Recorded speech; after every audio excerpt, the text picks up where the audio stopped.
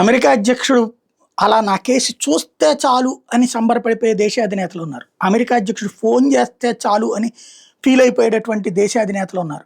మన భారతదేశాన్ని పరిపాలించిన వాళ్ళే అమెరికా దీనికోసం అర్రులు చాచిన వాళ్ళని చూసాం.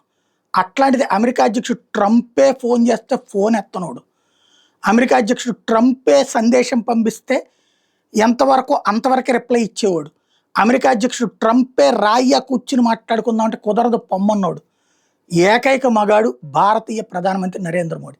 నీ దేశానికి నీకెట్లయితే అమెరికా ఫస్టో నా ఇండియా నాకు ఫస్ట్ అని నిర్మోహమాటంగా తెగేసి చెప్పినోడు.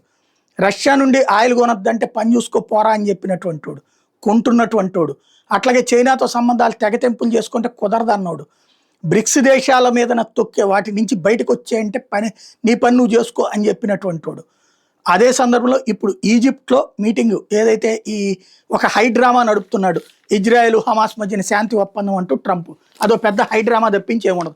గతంలో కూడా ఇటువంటి ఒప్పందాలు కుదిరి ఆ తర్వాత ఎవడి గోల ఆడిది. ప్రస్తుతానికి 20 మందిని విడిపించడం, 25 శవాలని తీసుకోవడానికి మాత్రమే ఇది. మళ్ళీ ఒక 3 నెలలు జరిగితే మళ్ళీ కొట్టుకు చేస్తారు, ఇదంతా నడిచేదే.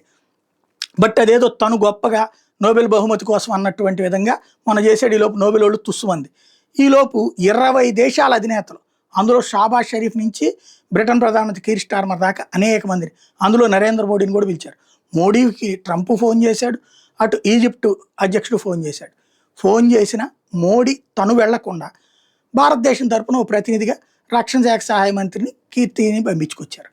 తద్వారా ఆయన ఇంతకుముందు సైనిక అధికారి కూడా, కాబట్టి ఆయన పంపించారు అక్కడికి. అంతే, భారత్ తరపున రిప్రజెంటేషన్ ఉంటుంది, నరేంద్ర మోడీ మాత్రమే వెళ్ళడు.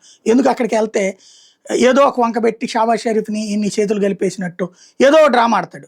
ఇప్పుడు పెద్ద డ్రామా ఆర్టిస్ట్ అయ్యాడు ట్రంప్. అతని ఏదో తెలివితేటల వలలో పడకుండా భారతదేశాన్ని అలాగే తనని తాను కాపాడుకుంటున్నారు మోడీ.